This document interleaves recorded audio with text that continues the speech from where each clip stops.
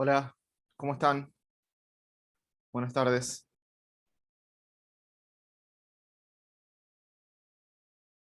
¿Todo bien? Hola, profe. Tarde, ¿Todo profe. bien?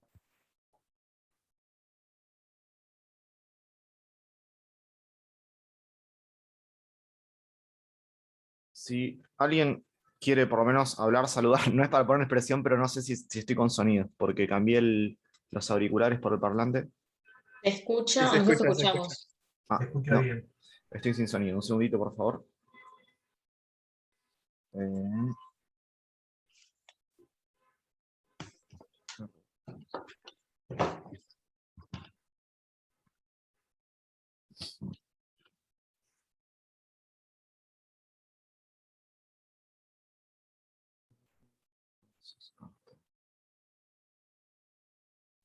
a ver ahora, por favor. Creo que sí.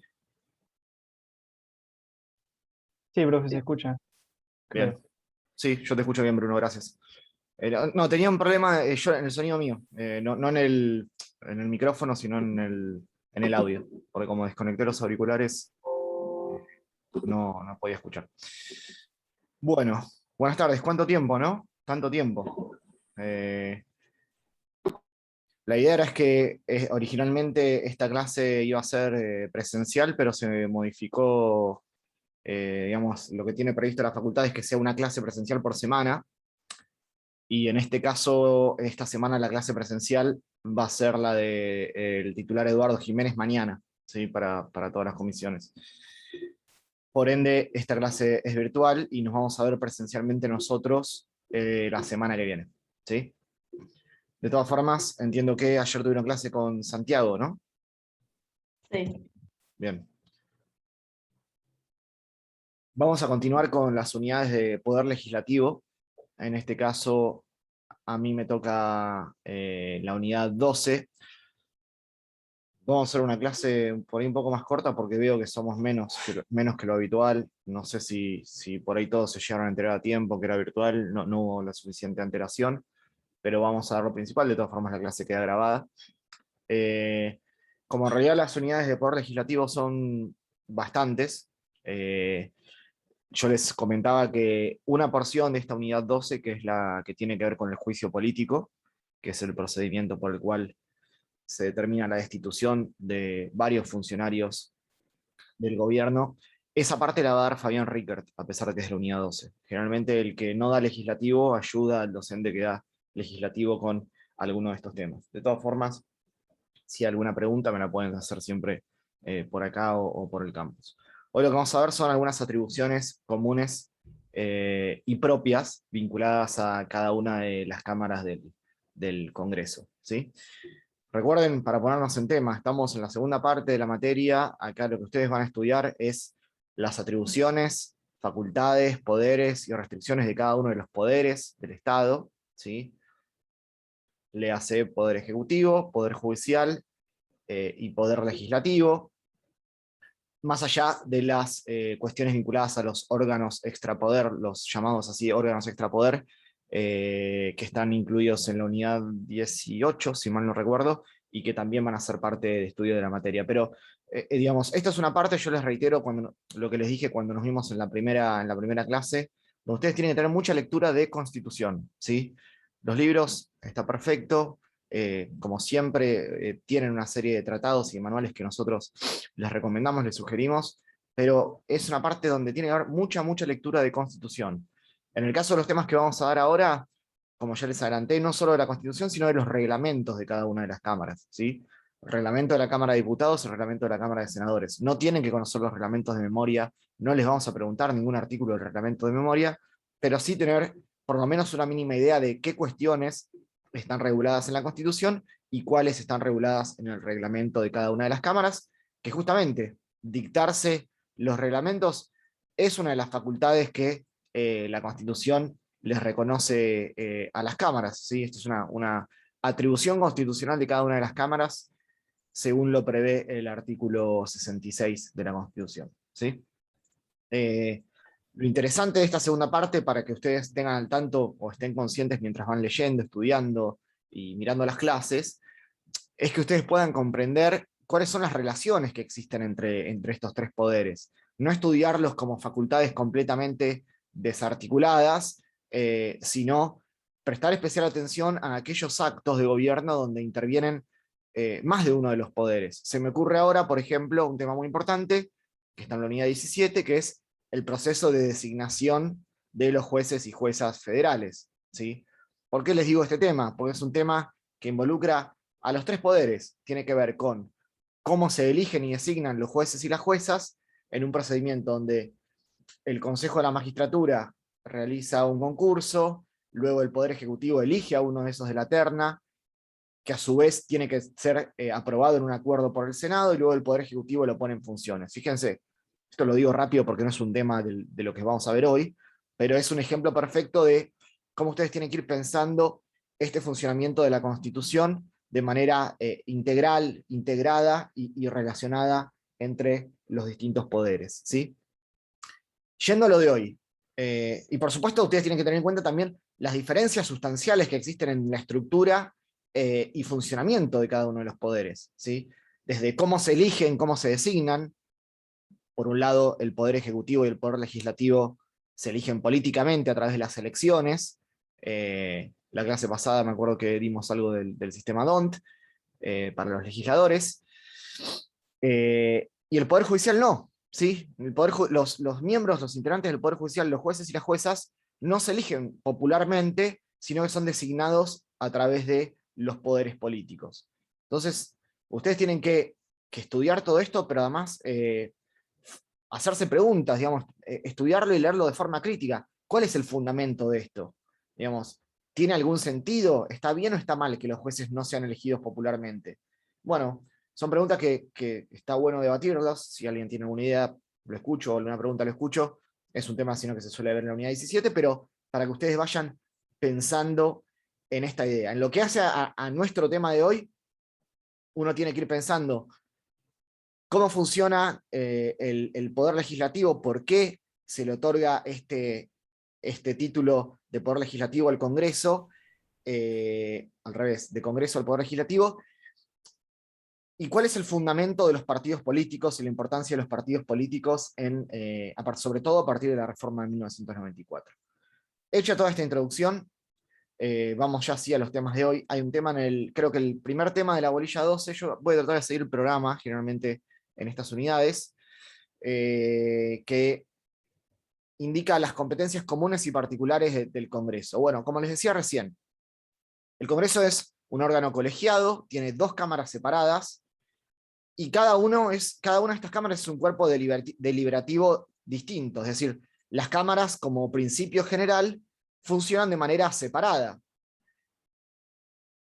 O sea, principalmente al momento de debatir proyectos de ley, donde el debate y votación se produce primero en una cámara y luego en la otra, ¿sí? ¿Hay casos en los que las cámaras funcionen de manera conjunta? Sí, excepcionalmente hay 3 o 4 casos previstos en la Constitución, en lo que se llama asamblea legislativa, ¿sí? Siempre que ustedes lean la frase asamblea legislativa, o asamblea utiliza la Constitución, por ejemplo en el artículo 93, cuando se habla del juramento del presidente o vicepresidente, cuando lean ustedes la palabra asamblea, la Constitución se está refiriendo a ambas cámaras funcionando de manera conjunta. Sin embargo, esa es una modalidad excepcional, y por regla general las cámaras trabajan de manera separada, ¿sí? La clase pasada comentamos algunas de las diferencias ideológicas que existen atrás de cada una de las cámaras, ¿sí? Se suele entender que mientras que la Cámara de Diputados intenta respetar o privilegiar la voluntad del pueblo, la expresión popular, la Cámara de Senadores es una cámara más conservadora, cuyos orígenes por ahí en el derecho constitucional norteamericano llevan a esto de que tengan miembros con más edad, con más experiencia, como para frenar los supuestos impulsos de la Cámara de Diputados. Esto es una expresión, o lo charlamos en la clase anterior, digamos, una diferenciación quizás un poco arcaica y alejada de lo que el poder legislativo moderno pretende o exige. Sin embargo, Es cierto que en el poder legislativo de hoy, en Argentina, se observan estas diferencias de idiosincrasia entre el poder, entre la Cámara de Diputados y la Cámara de Senadores. Hay algunas competencias del Congreso, como cuerpo colegiado, que requieren la voluntad de ambas cámaras, o sea, una concurrencia, y otras competencias que son de ejercicio específico. ¿Qué atribuciones son comunes a ambas cámaras? Bueno, según vamos pescando los artículos de la Constitución, hacer su propio reglamento, como les dije hace un rato, es una atribución que es común a ambas cámaras, tanto la Cámara de Diputados como la Cámara de Senadores pueden y deben hacer su propio reglamento, y de hecho esos reglamentos existen y los pueden consultar en la página del Senado y en la página de Diputados. Yo acá, si quieren, a ver si puedo poner los links. Ahí les dejo el link al reglamento del Senado, y acá les dejo el link al reglamento de la Cámara de Diputados. ¿Lo ven ahí en el chat? De todas formas, si ponen reglamento en senadores, reglamento de diputados en Google, son los primeros resultados que aparecen. ¿Qué otras atribuciones son comunes a ambas cámaras? Bueno, en los términos del artículo 64, hacer un juicio sobre la validez de los títulos de sus miembros, es decir, al momento en que los senadores y senadoras, diputados y diputadas asumen su función, evaluar si estos ex candidatos, ahora miembros electos, cumplen con los requisitos para asumir el cargo. Estas cuestiones sobre la validez de los títulos de sus miembros, lo vamos a ver por ahí la clase que viene, con algunos fallos, por ahí un fallo que puede dar Jimena, que es el fallo Bussi y el fallo Patti. Esto no parece conflictivo cuando el requisito es un requisito de edad, por ejemplo, o de residencia, pero parece sí más conflictivo cuando los requisitos que intenta evaluar cada una de las cámaras tienen que ver con la idoneidad. Esto se cuestionó en varios supuestos. En los más conocidos son los fallos, los casos de Bussi y de Patti, donde personas que habían sido procesadas y condenadas, o condenas no firmes por delitos de lesa humanidad, intentaban acceder a las bancas y las cámaras los rechazaban y la cuestión se judicializó. No me quiero ir por las ramas en ese sentido, pero quiero sí anticiparles que a veces el juicio sobre la validez de los títulos de los miembros presenta algunos conflictos. Entonces dijimos, hacer su propio reglamento es una atribución común. Juzgar sobre la validez de los títulos de los miembros también, artículo 64.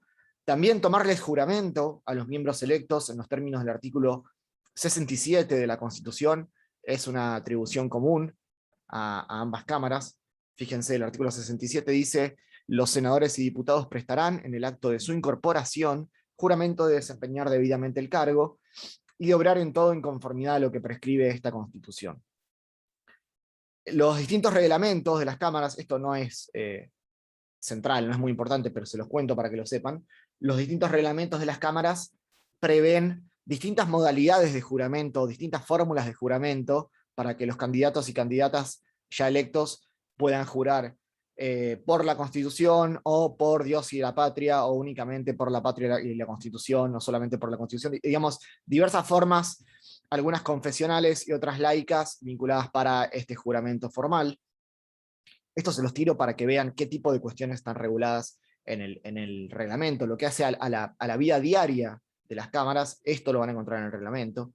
¿Qué otras atribuciones son comunes a las cámaras? Bueno, efectuar los juicios de desafuero previstos en el artículo 70, que tiene que ver con la posibilidad de suspender en funciones a uno de los miembros y ponerlo a disposición de un juez en caso de que se les iniciara un proceso penal. Esto lo vamos a ver especialmente en un rato, la clase que viene, pero este proceso de desafuero, lo que importa ahora es que sepan que es común a ambas cámaras.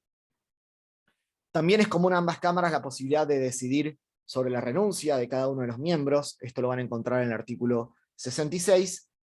Y también es común a cada una de las cámaras la atribución de formar comisiones investigadoras. Esta cuestión de las comisiones investigadoras se ha discutido bastante porque no está previsto expresamente en la Constitución, pero se entiende que surge del artículo 75, inciso 32, que establece los poderes implícitos del Congreso. Fíjense que el artículo 75 es el artículo central en materia de atribuciones del Congreso, tiene 32 incisos, y el último de ellos, el número 32, dice que es facultad del Congreso hacer todas las leyes y reglamentos que sean convenientes para poner en ejercicio los poderes antecedentes, y todos los otros concedidos por la presente Constitución al Gobierno de la Nación Argentina. La cuestión de los poderes implícitos no me voy a detener ahora, pero siempre ha sido bastante cuestionada, bastante polémica en materia de derecho constitucional cuando se habla de los poderes implícitos de los poderes del Estado, ¿sí? Yo creo que lo dije en la primera parte, la existencia de poderes implícitos en los poderes del Estado debe ser interpretado con carácter restrictivo. ¿Vieron el artículo 19 que dice que básicamente nosotros podemos hacer todo lo que la ley no nos prohíba expresamente? Un artículo clásico del derecho constitucional. Bueno, ese artículo funciona al revés para los poderes del Estado. Los poderes del Estado no es que pueden hacer todo lo que la Constitución no les prohíba, sino que al revés, únicamente pueden hacer lo que la Constitución les permita. Esta idea es importante. ¿La llegan a entender? Es importante lo que estoy diciendo ahora. Lo repito. El artículo 19 presenta una idea fundamental de nuestro derecho constitucional liberal, que tiene que ver con la idea de que todos nosotros, los ciudadanos, nosotros y nosotras, podemos hacer todo lo que la ley no nos prohíba, ¿sí? Y no estamos obligados a hacer nada que la ley no nos obligue.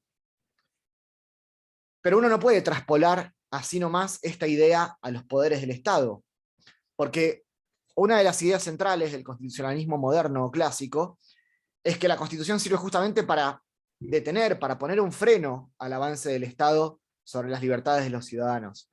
Entonces, interpretar este artículo como que también el Poder Ejecutivo, el Poder Judicial y el Poder Legislativo pueden hacer todo lo que la ley y la Constitución no les prohíba, sería bastante peligroso en ese sentido, porque podría dar lugar a abusos de poder por parte de los poderes constituidos. Me fui de tema acá, de vuelta, pero es importante esta idea. No, profe, igual es interesante lo que está diciendo. Sí, sí.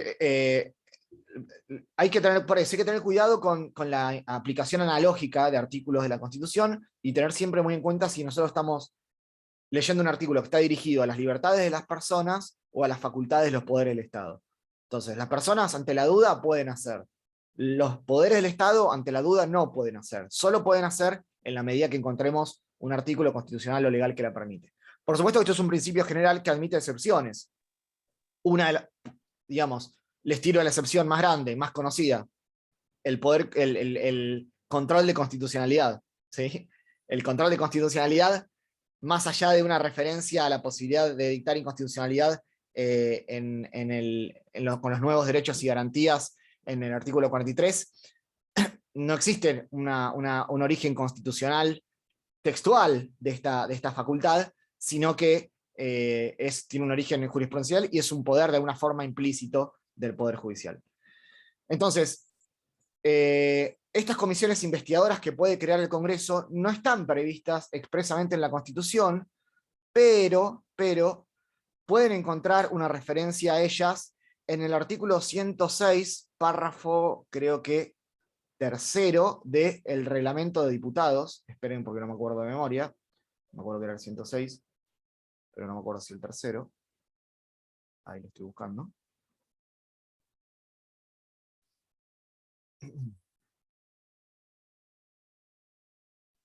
Profe, era comisiones investigadoras, ¿no? Comisiones investigadoras. Después vamos a hablar de otro tipo de comisiones, ¿sí?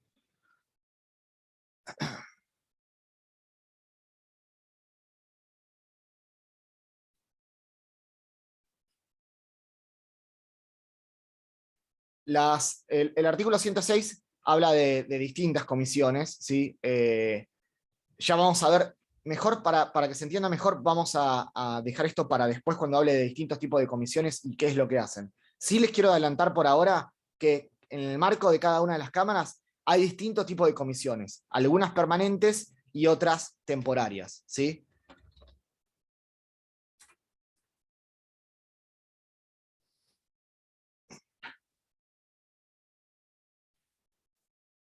La referencia a las comisiones investigadoras la pueden encontrar en el 114 bis del reglamento de diputados, ¿sí? Y en el de senadores está en el 87. Fíjense, el artículo 87 del reglamento de Senado dice: la Cámara puede disponer la creación de comisiones investigadoras en ejercicio de sus facultades fiscalizadoras y de control. La resolución de creación de estas comisiones debe especificar taxativamente el alcance de su competencia y el plazo de su duración. Entonces, se ha discutido cuál es el sentido de estas comisiones investigadoras. Podría ser, por ejemplo, algunas veces el paso necesario previo para realizar una acusación de juicio político, ¿sí? Establecer una comisión investigadora para determinar la conducta de el presidente o el vicepresidente o el jefe de gabinete o un miembro de la corte antes de realizar un juicio político.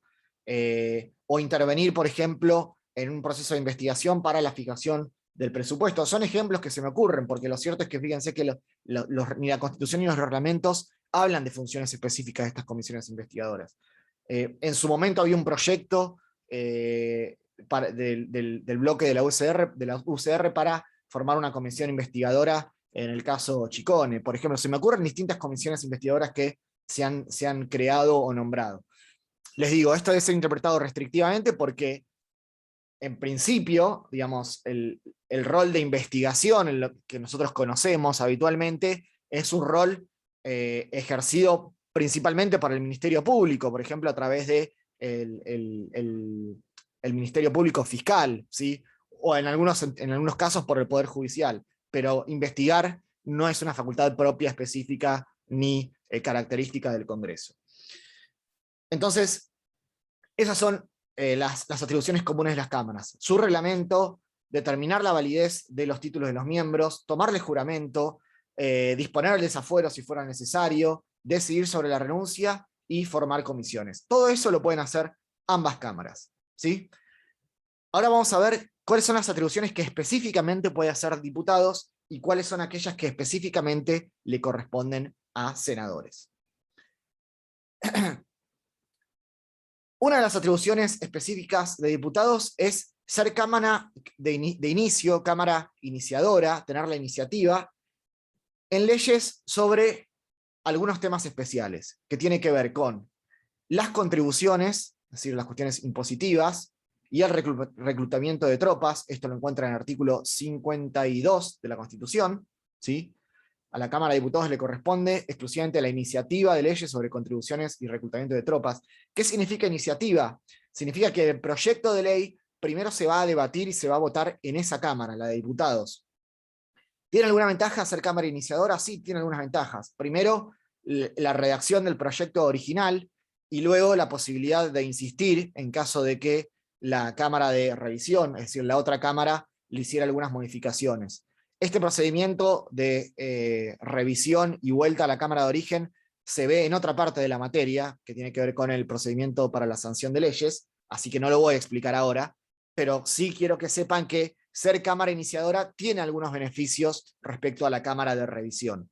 Entonces es importante saber sobre qué temas cada una de las cámaras tiene constitucionalmente la atribución de ser Cámara de inicio. En el caso de diputados, repito, ya sea contribuciones y reclutamiento de tropas, tiene que iniciarse en diputados, artículo 52, también tiene que iniciarse en diputados aquellos proyectos sobre iniciativa popular. Esto lo van a encontrar en el artículo 39 de la Constitución, ¿sí? Cuando los ciudadanos quieran presentar un proyecto de ley por el ejercicio del derecho de iniciativa, deben hacerlo a través de la Cámara de Diputados. Esto, de alguna forma, repite la idea que yo les mencionaba al comienzo de la clase, de que la Cámara de Diputados es por excelencia la que busca respetar la la voluntad popular. Y también las de convocatoria popular. ¿Sí? El artículo 40 de la Constitución establece que el Congreso, a iniciativa de la Cámara de Diputados, puede someter a consulta popular un proyecto de ley.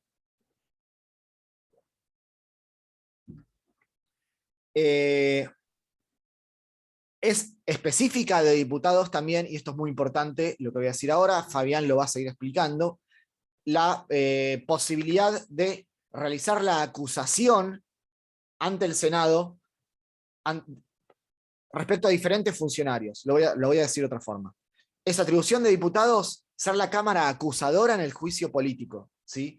El juicio político, como les dije antes, lo va a explicar Fabián, pero es un procedimiento donde intervienen ambas cámaras, y lo que se busca es establecer si algunos funcionarios del Estado, concretamente presidente, vicepresidente, jefe de ministros, ministros o miembros de la Corte,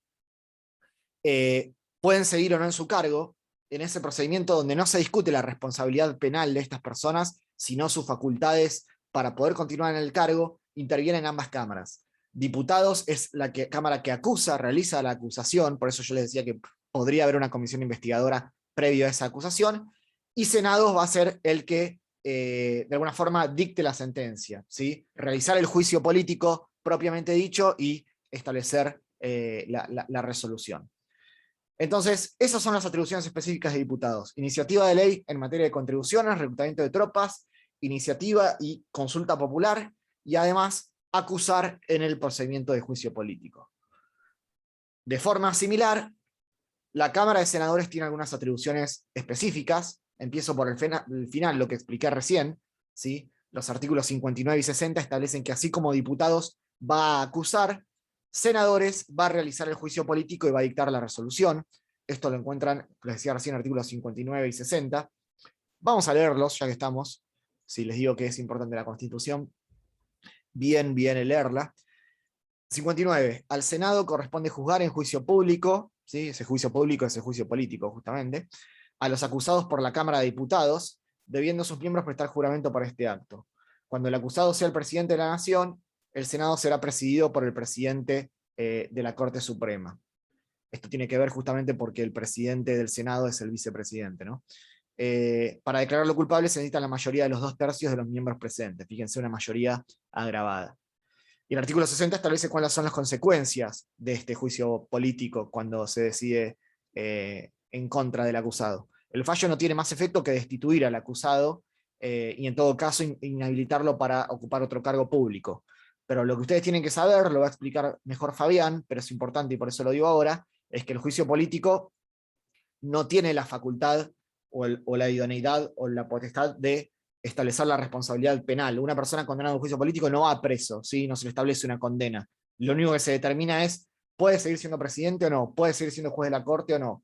¿Puede seguir siendo ministro o no? Esa es la finalidad del juicio político. Luego, esa persona quedará a disposición de la justicia ordinaria del Poder Judicial, que sobre los mismos hechos podrá investigarlo y determinar su responsabilidad penal, pero es muy importante saber que la responsabilidad penal, no es facultad del Congreso, justamente. En nuestro sistema de división de poderes, quien se encarga específicamente de esa cuestión es el Poder Judicial.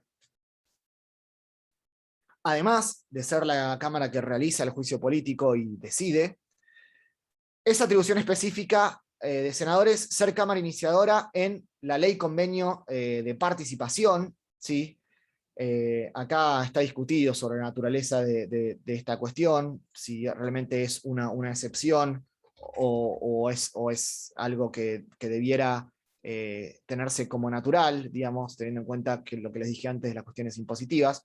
Pero ¿por qué se entiende que esta ley convenio tiene que tener Cámara de origen en el Senado? Primero, porque lo dice la Constitución, en el artículo 75, inciso 2, y segundo, porque el fundamento de esta ley convenio tiene un fuerte incidencia sobre el federalismo, ¿sí? El tema principal en la coparticipación es el federalismo, y como el Congreso, les dije en la clase anterior y les repito hoy, tiene como función hacer valer en el Poder Legislativo los intereses de las provincias, justamente es por ello que será Cámara iniciadora o tendrá iniciativa en el ley convenio sobre coparticipación.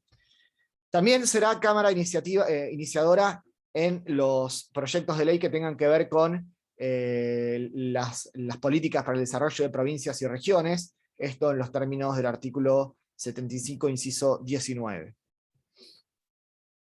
Fíjense, el 19, inciso 2, dice que es facultad del Congreso proveer al crecimiento armónico de la nación y al poblamiento de su territorio, promover políticas diferenciadas que tiendan a equilibrar el igual desarrollo relativo de las provincias y las regiones. Para estas iniciativas, el Senado será Cámara de Origen. Por ejemplo, una ley, se me ocurre ahora, que tuvo como Cámara de Origen el Senado, fue la Ley de Servicios de Comunicación Audiovisual, ¿sí? Que tiene que ver con esta determinación de políticas públicas. Entonces, al tratarse de una aplicación de lo dispuesto por el 75 y 19, la Cámara fue la de senadores. También, si mal no recuerdo, la Ley de Glaciares, aunque hubo algunas impugnaciones en el procedimiento de la sanción de esa ley, tuvo como iniciadora la Cámara de Senadores. Entonces, como les dije antes, al ser la Cámara de Senadores el órgano conservador del Congreso, tiene un rol como consejero, ¿sí?, del gobierno. Muchas veces van a ver que autoriza o acompaña al Poder Ejecutivo en muchas designaciones importantes. Por ejemplo, una que les mencioné hace un ratito, ¿sí?, que es la designación de los magistrados federales.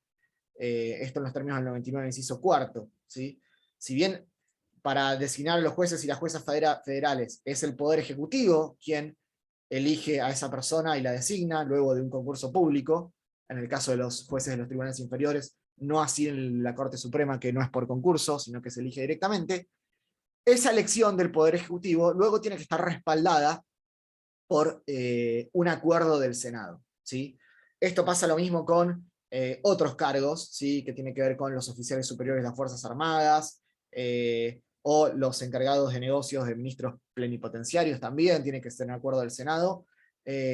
O por ejemplo, la declaración de estado de sitio en caso de ataque exterior, ¿sí? Si ustedes se fijan, el artículo 61, ¿sí?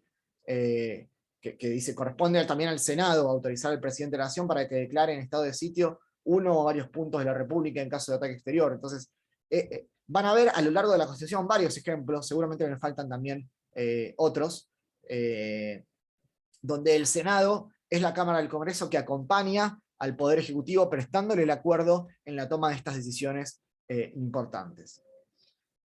¿Hasta acá? ¿Me siguen? ¿Sí? Sí.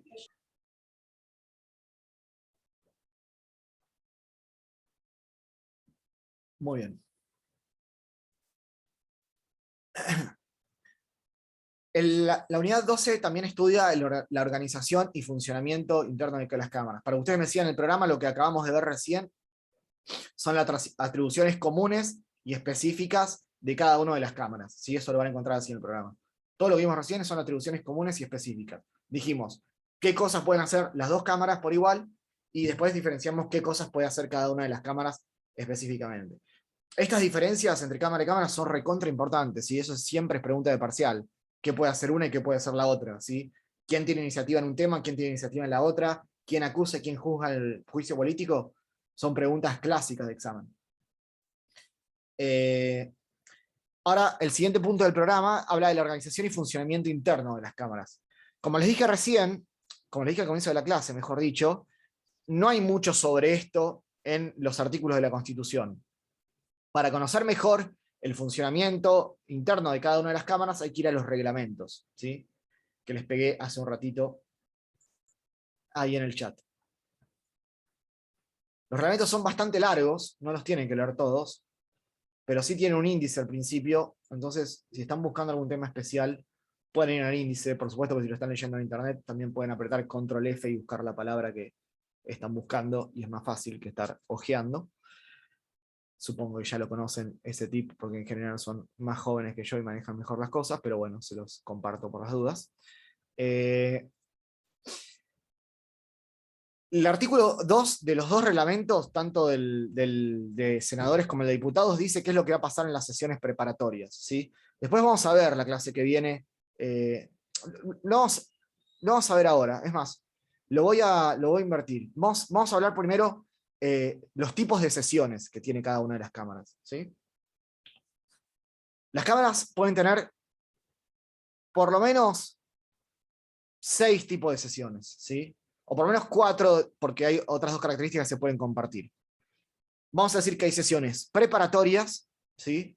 Hay sesiones ordinarias, hay sesiones extraordinarias y hay sesiones de prórroga, ¿sí? Repito, hay sesiones preparatorias, hay sesiones ordinarias, hay sesiones extraordinarias y sesiones de prórroga. También puede haber sesiones especiales, por ejemplo la del Día de la Memoria, ¿sí? Donde se convoca a las cámaras específicamente para rendir homenaje en ese aspecto, ¿sí?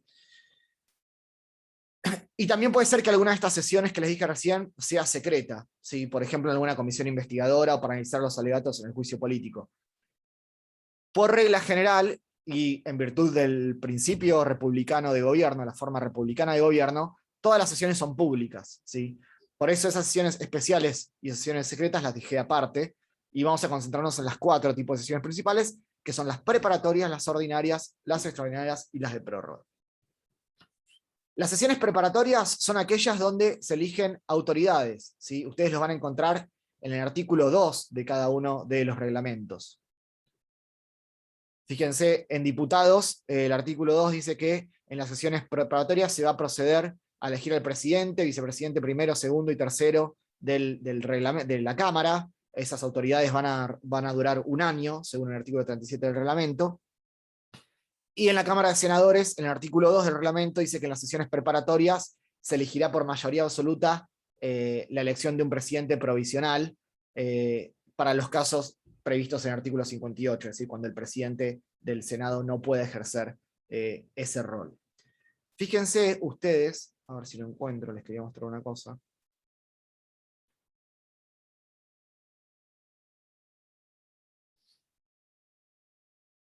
Sesiones preparatorias.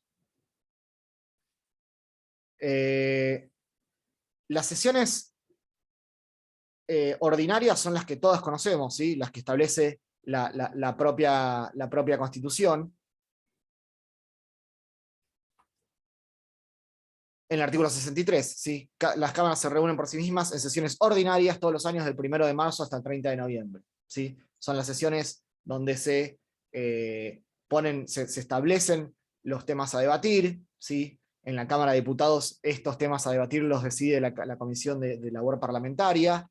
En el Senado también parecido, el plenario de labor parlamentaria. Cualquier legislador puede solicitar que determinada iniciativa se trate sobre tablas. Si ustedes leen en algún momento la expresión sobre tablas cuando se habla de poder legislativo, significa que se trate un tema que no esté incluido en el temario del orden del día de la sesión. Es decir, sobre tablas significa poner el tema sobre la mesa y tratarlo. Obviamente ese pedido tiene que contar con la aprobación de la Cámara en los términos que establece el reglamento, pero para que sepan, sobre tablas significa eso. Lo digo porque pueden encontrar esa expresión utilizada de forma distinta en el derecho norteamericano, ¿sí? Donde generalmente la expresión sobre tablas significa lo contrario, significa no tratar un tema, como ponerlo en un cajón sería. Entonces tienen un sentido completamente opuesto. Las sesiones extraordinarias solo pueden ser convocadas por el presidente, ¿sí? Fíjense los artículos 63 y 99, inciso 9, ¿sí? El 63 al final dice que pueden también ser convocadas las cámaras extraordinariamente por el presidente de la Nación, y el 99, inciso 9, que ya nos vamos a las atribuciones del presidente, dice que puede justamente prorrogar las sesiones del ordinario del Congreso o convocarlo a extraordinarias. Las sesiones extraordinarias solo pueden ser convocadas por el presidente, ¿sí? La diferencia entre las sesiones de prórroga y las extraordinarias es que las de prórroga las puede disponer el propio Poder Legislativo, mientras que las extraordinarias solo las dispone el presidente. Imagínense, por ejemplo, en el caso de la declaración de la intervención federal mientras el Congreso está en receso, ¿sí?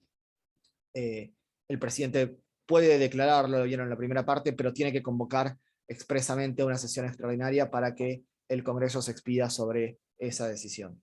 Entonces, esos Perdón, son... profe, Sí. ¿puedes repetir las de prórroga? Sí. Gracias. Ambas sesiones, tanto las extraordinarias como las de prórroga, generalmente tienen como fundamento, o sea, tienen como sentido trabajar por fuera del periodo de sesiones ordinarias, es decir, son aquellas que se realizan por fuera del 1 de marzo y el 30 de noviembre. Las de prórroga generalmente el objetivo que tienen es continuar trabajando sobre un temario que no se agotó, es decir, quedó un tema sin tratar, un proyecto de ley que no se pudo votar, entonces generalmente se prorrogan, ya sea por el presidente o por el mismo Poder Legislativo, para continuar trabajando las famosas sesiones que vemos de diciembre, si mal no recuerdo. La ley de interrupción voluntaria del embarazo se terminó sancionando y promulgando en sesiones de prórroga. Entonces, las de prórroga son para terminar un tema que había quedado inconcluso. Las extraordinarias solo pueden ser convocadas por el presidente, no las puede disponer el Poder Legislativo, y generalmente pueden tener que ver con algún tema inconcluso, pero generalmente tienen que ver con la necesidad de tratar un tema urgente que no puede esperar hasta el inicio de las sesiones ordinarias.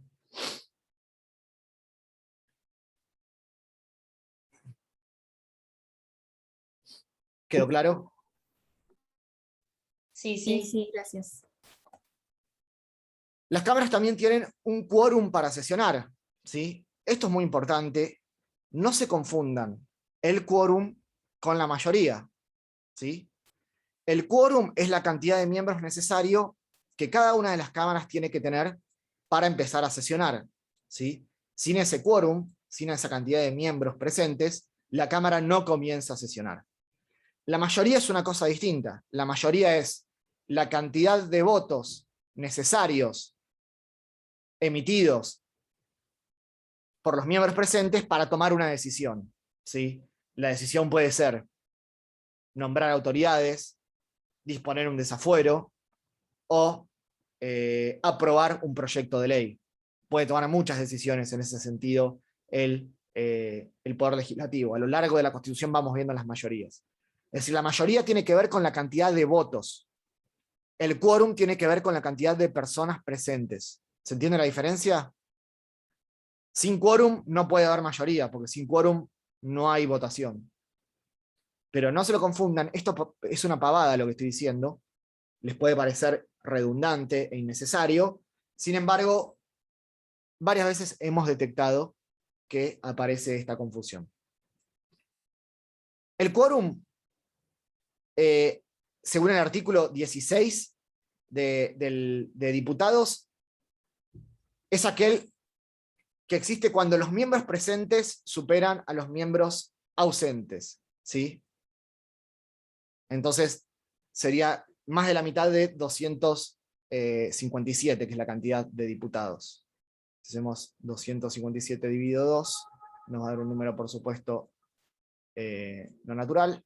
Serían 129, ¿sí? Con 129 habría de miembros presentes, hay quórum en la Cámara de Diputados. La Cámara de Senadores utiliza una frase, un fraseo distinto, pero que en definitiva es la misma. Fíjense acá. Quórum, sesiones en general. Así encuentro el artículo. El artículo 16 de la Cámara de Senadores habla de la mayoría absoluta del número constitucional de senadores hacia la Cámara, ¿sí? En este caso sería de 72 dividido 2, sería 37, ¿sí? Esa sería la mayoría absoluta. Una mayoría absoluta, generalmente, si bien acá ven, utiliza la palabra mayoría, que lo vamos a utilizar siempre para los votos, acá lo habla como cantidad de miembros presentes respecto a los ausentes. Entonces, es lo mismo. En los dos casos, es más de la mitad, es el quórum necesario para comenzar a sesionar.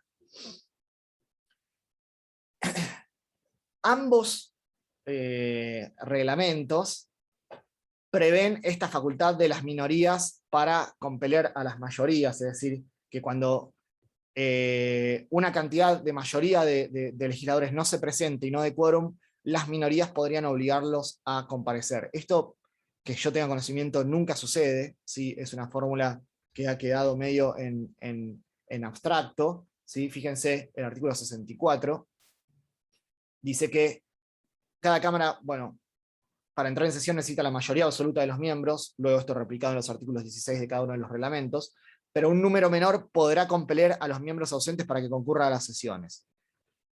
Esto se establece, primero se establecía bajo citaciones, luego citaciones especiales, edictos, lo que sea, nunca sucedió, digamos, y hay un gran debate sobre la legitimidad constitucional de no dar quórum sistemáticamente como para impedir el debate sobre un tema específico, digamos, y en esto está bastante dividida la opinión.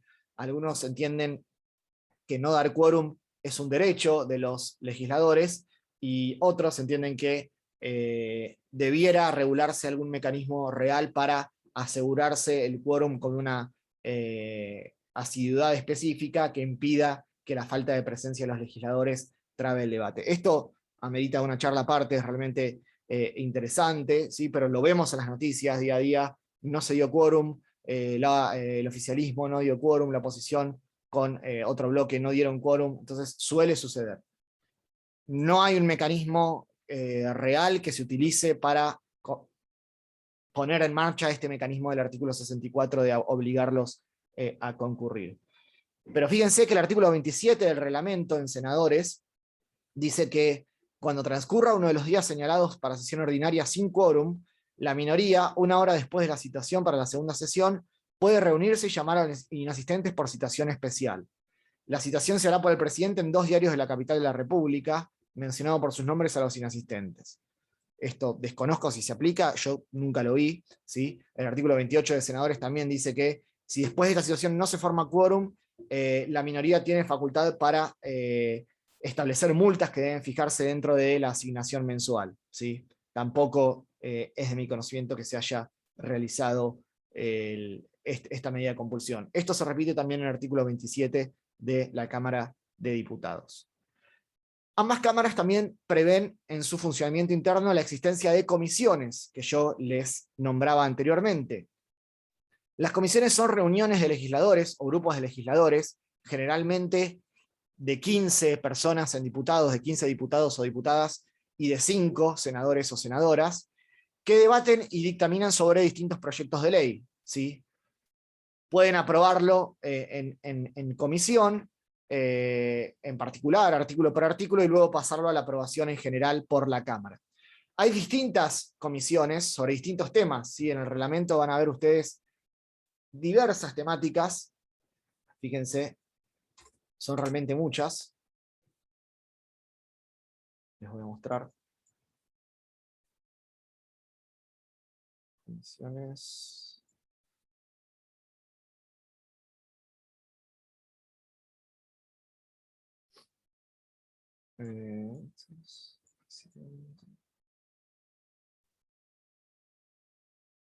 Estoy buscando en el reglamento. Fíjense, el artículo 61 del reglamento de diputados establece las distintas comisiones de asesoramiento. Y dice así: las comisiones permanentes de asesoramiento de la Cámara serán las siguientes. Significa que estas funcionan todo el año, ¿sí? O sea, todo el año legislativo. Y fíjense todas las que hay, son realmente muchas. Asuntos constitucionales, legislación general, relaciones exteriores y culto, presupuesto y hacienda, educación, ciencia y tecnología, cultura, justicia, previsión y seguridad social, y muchas más, ¿sí? Entonces, cuando se inicia un proyecto de ley, generalmente lo que sucede es que antes del debate en general por el pleno de la Cámara, ese proyecto de ley se debate en el marco de una comisión que es permanente y cuyos miembros específicamente están preparados o formados y además tienen, digamos, asesores y planta propia para debatir esos temas. Suele haber, digamos, legisladores que tienen mucho peso, su palabra tiene mucho peso en algunos puntos específicos porque hace mucho tiempo que forman alguna comisión. Y en ese sentido lo que se busca es la especificidad, ¿sí? Si bien la Constitución no dispone otro requisito que la idoneidad para ser legislador, no se establece ningún título específico de grado ni de posgrado, es cierto que lo que se busca mediante el sistema de comisiones es que los miembros más capacitados en ciertas materias específicas sean elegidos por cada una de las cámaras para tratar estos temas, ¿sí? Las comisiones también intervienen en el desafuero, ¿sí?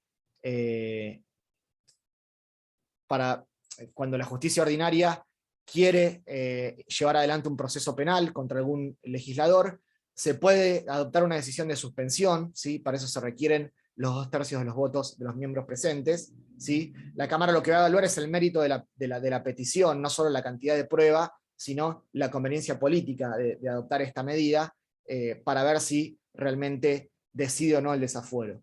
¿Cuál es el efecto del desafuero? Suspender en las funciones, ¿sí?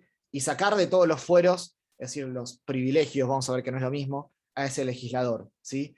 De forma tal que esta persona pueda ser puesta en la justicia ordinaria y, en todo caso, establecerse las sanciones penales que correspondan. Las cámaras legislativas también pueden conformar comisiones de investigación, como les decía antes, y establecer comisiones para decidir sobre las renuncias de los miembros y eventualmente establecer algunas sanciones de poder disciplinario. Todo esto que estoy diciendo ahora, desafuero, sanciones, poder disciplinario, lo dije por arriba porque lo vamos a ver con mayor profundidad en la clase que viene, que vamos a hablar del derecho parlamentario, ¿sí? Que es la unidad 13. Fíjense, acá lo que yo di hoy serían las atribuciones comunes y específicas de cada una de las cámaras, ¿sí? Y el segundo punto, que es el de la organización y funcionamiento interno, que tiene que ver con los distintos tipos de sesiones, la necesidad de quórum para poder sesionar, la elección de las autoridades, los reglamentos internos y el funcionamiento de las comisiones internas. Eso es lo que tiene que quedar de la clase de hoy, que tienen que complementar con la lectura del reglamento. Fabián les va a dar, si es que no los dio todavía, el juicio político, que es la segunda parte de la unidad 12, y es muy importante saber cuáles son los fundamentos, los fines, quién lo lleva a cabo y cuáles son los efectos. Y la clase que viene van a ver conmigo la unidad número 13, que es la de derecho parlamentario, que tiene que ver con justamente, vamos a ver en más profundidad el tipo de las sesiones, vamos a hablar de los casos de Bussi y de Patti, esto del juicio de las elecciones, vamos a trabajar sobre el trabajo parlamentario específico, los diversos supuestos de quórum y de mayorías, y la dinámica del trabajo legislativo. Todo eso es la unidad número 13, que es por ahí la más importante de esta parte de derecho legislativo, de poder legislativo. Vamos a ver también la posibilidad de formar bloques en cada una de las cámaras, así que la clase que viene va a ser importante, no se la pierdan, porque va a ser un poco más larga, y vamos a tratar de abarcar todo lo que podamos de la unidad número 13. Profe, Fabián dijo que íbamos a ver con vos juicio político. Ah, bueno, me acabo de enterar. Bueno, no hay problema, lo damos en la clase que viene. ¿Ya tenemos fecha de parcial? Sí. El 26, creo. Bien. Creo que era el Ah, yo 25. tenía el 25. Bueno, está bien, pero estamos bien. Tenemos 3 clases todavía. Igual Dos. Fabián dio como una conceptualización general ahí, justo que tocaba Claro. un temita. Habló por encima, pero más o Bueno. menos se trató. Bueno, sí, lo más importante es lo que le dije yo recién. ¿Quién interviene para acusar? ¿Quién interviene para juzgar? ¿Cuáles son los funcionarios enjuiciables? ¿Y cuáles son los efectos? Todo eso se los dije recién, ¿sí? La clase que viene les voy a aclarar algunas cosas más respecto a los efectos y la posibilidad de que haya control judicial sobre el juicio político. Entonces, hoy es 3 de noviembre. La clase que viene damos este touch de juicio político y le metemos con todo a la unidad 13, ¿sí? De derecho parlamentario, y no vamos a poder terminar, así que la terminamos el 17. Le vamos a dedicar 2 clases, la del 10 de noviembre y el 17 de noviembre, a derecho parlamentario, ¿sí? Cualquier duda, quedamos en contacto a través del campus, ¿sí? Y nos vemos la semana que viene. Entonces, de manera presencial en la facultad, porque la semana que viene yo voy a ir el miércoles. Matías me había preguntado efectos. ¿Qué dije de juicio político? Dije, ¿quién acusa, quién juzga? ¿Cuáles son los funcionarios que pueden ser enjuiciables? ¿Sí? ¿Y cuáles son los efectos del juicio político? Concretamente, que no tiene efecto penal. Ahí Matías preguntaba para buscar, sí, control F. O sea, estando en cualquier texto, salvo que sea en Word. Si lo estás haciendo en Word es control V larga. Pero si estás en una página de internet o en un PDF, control F y te aparece arriba la barra para buscar la palabra que querés. Esto es bastante útil en el reglamento porque son largos y si uno anda scrolleando se pierde, como pasa recién a mí. Bueno, nos vemos la semana que viene, entonces. Que sigan bien. Chao, profe. Gracias. Chao, Chao, chao. profe. Chao, profe, gracias.